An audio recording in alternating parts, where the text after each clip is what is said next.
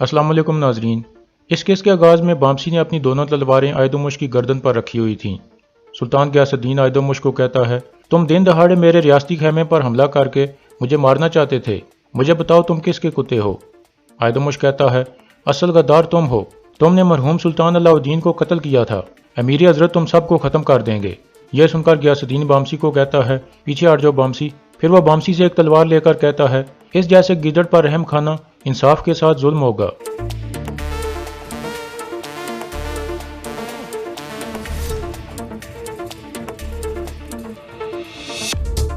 इस तरह गियासुद्दीन आयदोमुश को मार देता है और फिर कहता है, अगली बारी सादतीन की है।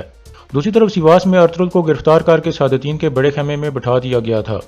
इतने में सादतीन वहां पहुंच जाता है और वह अर्तुगरुल से पूछता है, तुम्हें चोरी छुपे यहाँ कौन लाया अर्तुगरुल, और वो दो कमांडर कौन थे। गुनल्ब कहता है, कोई भी नहीं जानता कि वो दो कमांडर कौन थे अमीर हजरत। सादतीन कहता है, अगर हमें यह पता चल जाए कि वो दोनों कौन थे तो फिर हमें पता लग सकता है कि यहाँ आने में अर्तुगरुल की मदद किसने की। अर्तुगरुल कहता है, वो रियासत के दो बहादुर और वफादार जवान थे जो तुम्हें मारने के लिए आए थे। तुम सुल्तान बनना चाहते हो, जान लो कि उन जैसे बहुत हैं, आज नहीं तो कल कोई और आएगा और तुम्हारा ये शैतानी सर उतार देगा। सादतीन कहता है, तुम्हारा सर मैं सबके सामने खुद उतारूंगा अर्तुगरुल, मैं तुम्हारे सर को बाहर पूरे मैदान में घुमाऊंगा, लेकिन पहले मुझे उन दो कमांडरों की शनाख्त बताओ। इतने में दो सिपाही एक अंगारों की अंगीठी ले आते हैं जिसमें एक लोहा रखा गया था।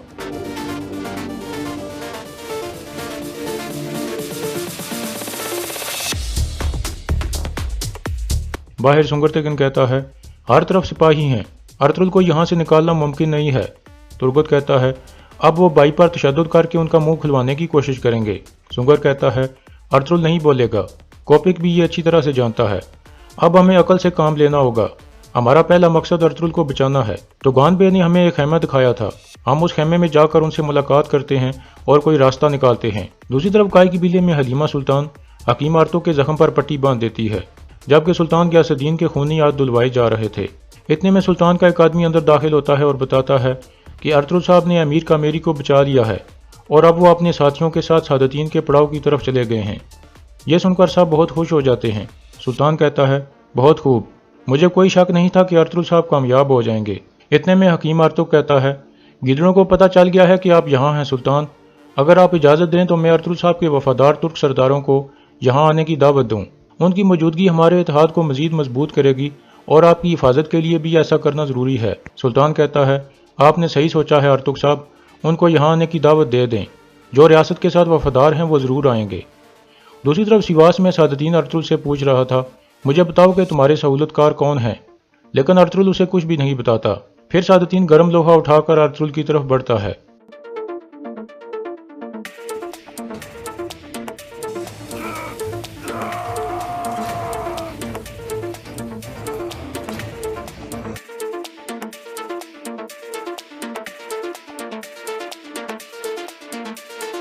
फिर सादतीन कहता है, तुम्हारे पास इस लोहे के दोबारा गर्म होकर सुर्ख होने तक का वक्त है, लेकिन मेरे पास बहुत वक्त है अर्तुगरुल। वो दो कमांडर कौन थे अर्तुगरुल, और तुम्हारी मदद किसने की। अर्तुगरुल कहता है, वो रियासत और सुल्तान गियासुद्दीन के वफादार थे। सादतीन कहता है, तुम झूठ बोल रहे हो। फिर अर्तुगरुल कहता है, तुम्हारे जुल्म से भागकर सुल्तान गियासुद्दीन ने हमारे कबीले में पनाह ली है, अगर तुमने उन्हें कोई नुकसान पहुंचाने की जुर्रत की तो जिस तख्त पर बैठने के लिए तुम मरे जा रहे हो वही तुम्हारे अंजाम की वजह बन जाएगा। यह सुनकर गुनल्ब कहता है, अमीरी हजरत, क्या हमारे सुल्तान इस वक्त काय कबीले में हैं। फिर अर्तुगरुल कहता है, गुनल्ब, मुझे ज़रा बराबर भी शक नहीं है कि तुम्हारा खास आदमी आयदोमुश इस कुत्ते के हुक्म पर सुल्तान को मारने के लिए काय कबीले चला गया होगा, लेकिन वो इसकी कीमत अपनी जान के बदले में चुकाएगा। यह सुनकर सादतीन बहुत गुस्से में आ जाता है। गुनल्ब दोबारा कहता है, यह अर्तुगरुल क्या कह रहा है अमीरी हजरत। सादतीन कहता है, सुल्तान इस कमबख्त के कबीले में क्यों जाएंगे, तुम अभी भी इसकी घटिया बातों पर गौर कर रहे हो। अर्तुगरुल कहता है, गुनल्ब साहब, या तो आप मेरी बातों पर यकीन करो या फिर शहजादा सादतीन की। यह सुनकर गुनल्ब बहुत हैरान होता है और पूछता है, कैसा शहजादा अर्तुगरुल। अर्तुगरुल कहता है, यह कुत्ता सादतीन झूठ फैला रहा है कि यह मरहूम सुल्तान के उसरिव का बेटा है। क्या तुमने नहीं सुना, इसने अपनी सुल्तान बनने की हिरस की वजह से सुल्तान अलाउद्दीन को जहर देकर मरवा दिया था। इसकी गद्दारी की वजह से सुल्तान गियासुद्दीन पनाह लेने के लिए मेरे कबीले में आ गए हैं। यह सुनकर सादतीन शदीद गुस्से में आ जाता है। फिर सादतीन कहता है, इस लील की मौत के बाद हम अपनी मुहिम पर रवाना होंगे। कायरालदा, इसकी सजाए मौत जितनी जल्दी हो सके इसको मुकम्मल करवाओ। मैं बाहिर साहब के सामने इसका सार अपने हाथों से काटूंगा, ले जाओ इसे। यह सुनकर सिपाही अर्तुगरुल की तरफ बढ़ते हैं। इस दौरान अर्तुगरुल गुनल्फ को कहता है, मैं इन सब तकलीफों से क्यों गुजर रहा हूँ, जब मैं इस कुत्ते का कुर्ता चूमकर हमेशा के लिए हाकिम आला बन सकता हूँ। अपनी आंखें खोलो गुनल्फ।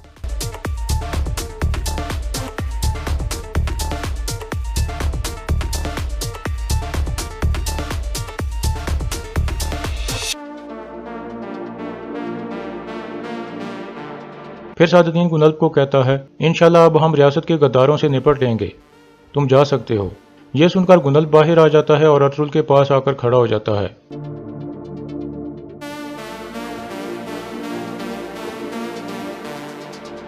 इसी दौरान एक खेमे में तुर्गत और सुंगर अमीर उसामतीन से मुलाकात कर रहे थे। उसामतीन कहता है, अब एक ही हल है, अगर हम किसी तरीके से सादुद्दीन को काबू कर लें तो हम उसकी जान के बदले में अर्तुगरुल साहब की जान का सौदा कर सकते हैं। तुर्गत कहता है, एक जगह है जहां हम ये काम कर सकते हैं, जैसे ही वो खेमे से निकलकर सामने आएगा तो हम फौरन उसे दबोच लेंगे।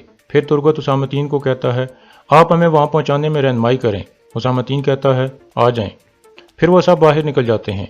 अर्तुगरुल गुनल्फ को कहता है, तुमने हमारी रियासत को उस कुत्ते के हाथों में छोड़ दिया है गुनल्फ, तुम्हारे वालिद और वालदा की तरह बहुत से मासूमों का खून बहेगा।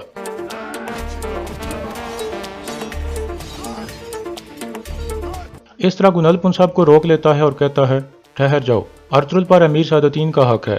इसी दौरान अंदर सादुद्दीन को कुछ ख्यालात आते हैं जिसमें अर्तुगरुल ने उसकी बेइज्जती करवाई थी। फिर सादुद्दीन संदूक से एक तलवार निकाल लेता है और कहता है, यह तलवार मुझे सुल्तान अलाउद्दीन ने एक दफा तोहफे में दी थी जब मैंने उनकी जान बचाई थी। अब मैं उसी सुल्तान की तलवार से अर्तुगरुल का सर उतार दूंगा जिसकी वजह से अर्तुगरुल मेरे खिलाफ लड़ाई कर रहा है, लेकिन मैं इस तेज तलवार से उसकी आसान मौत नहीं होने दूंगा। यह कहकर वो तलवार की धार को खराब करने लगता है। कुछ देर बाद वो बाहर की तरफ चल पड़ता है।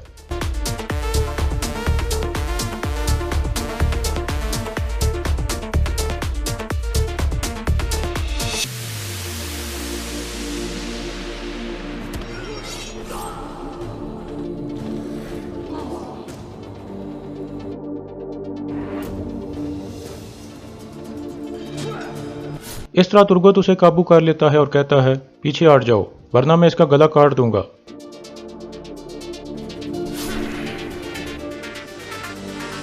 यह तुर्गत का ख्याल था। फिर तुर्गत आहिस्ता से सादुद्दीन को कहता है, अब तुम मेरे हाथ में हो, मैं तुम्हारा गला काट कर इसे जंगली जानवरों के आगे फेंक सकता हूँ, लेकिन तुम्हें अर्तुगरुल साहब का शुक्रगुजार होना चाहिए। अब तुम अर्तुगरुल भाई को आज़ाद करोगे। सादुद्दीन कहता है, गुनल्फ ये जो भी कह रहे हैं ऐसा ही करो। फिर सुंगर तेगिन कहता है, गुनल्फ साहब हमें इस पड़ाव के खारजी रास्ते पर 3 घोड़े तैयार चाहिए और अर्तुगरुल को वहाँ सिर्फ 2 आदमी लेकर जाएंगे और बाकी सब सिपाही दूर रहेंगे वरना कोपिक मारा जाएगा। सादुद्दीन कहता है, ये जो भी कह रहे हैं ऐसा ही करो, जल्दी करो। इसी दौरान जंगल के एक गार में अहमद बामसी से मुलाकात करता है और उसे बताता है कि क्रीतोस को पता चल गया है कि सुल्तान गियासुद्दीन काई कबीले में मौजूद है। मारिया कोपिक की जासूस बन गई है। क्रीतोस चाहता है कि मैं इस मौके का फायदा उठाकर काई कबीले पर हमला करूं और सुल्तान को मार दूं।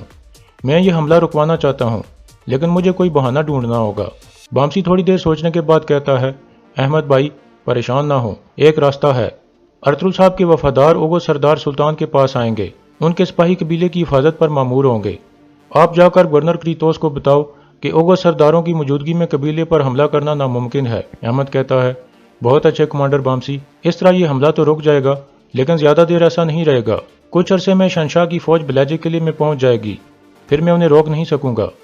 बामसी कहता है, तब तक अर्तुगरुल साहब वापस आ जाएंगे इंशाल्लाह, फिर हम शहंशाह की फौज से निपट लेंगे। दूसरी तरफ सुंगर तेगिन की शराइत मानते हुए अर्तुगरुल को खारजी रास्ते पर लाया गया था। थोड़ी देर बाद 3 घोड़े भी वहां पहुंचा दिए जाते हैं। फिर मायदे के मुताबिक दोनों तरफ से कैदियों को आज़ाद कर दिया जाता है।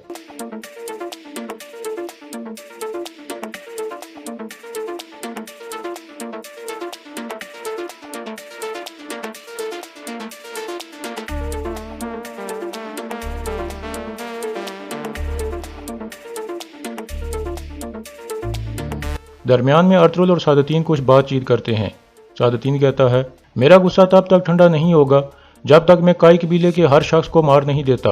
अर्तुगरुल कहता है, तुम्हारा गुस्सा तुम्हारे साथ दफन हो जाएगा कोपिक, मैं खुद तुम्हारा सर उतारूंगा इससे पहले कि तुम किसी को नुकसान पहुंचा सको। यह कहकर अर्तुगरुल आगे बढ़ जाता है।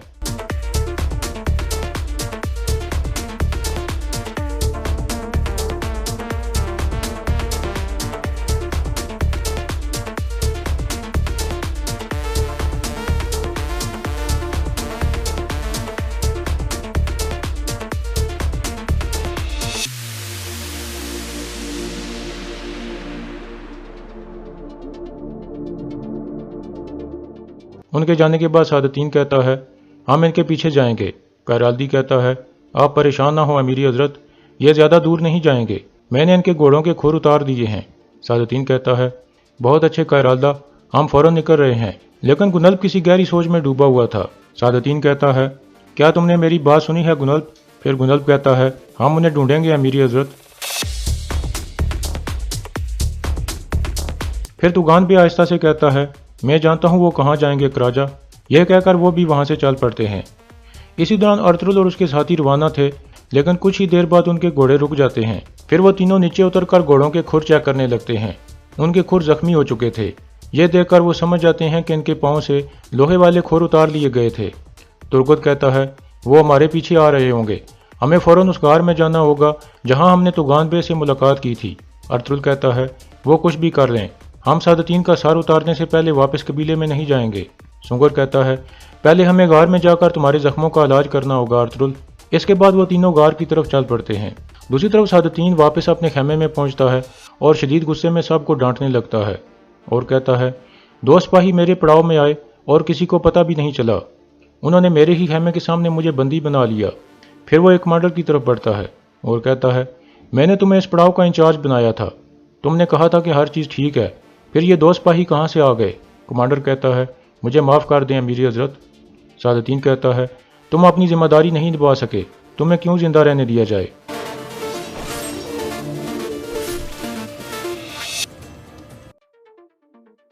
کائرالدہ اس کی لاش کو جانوروں کو کھلا دو۔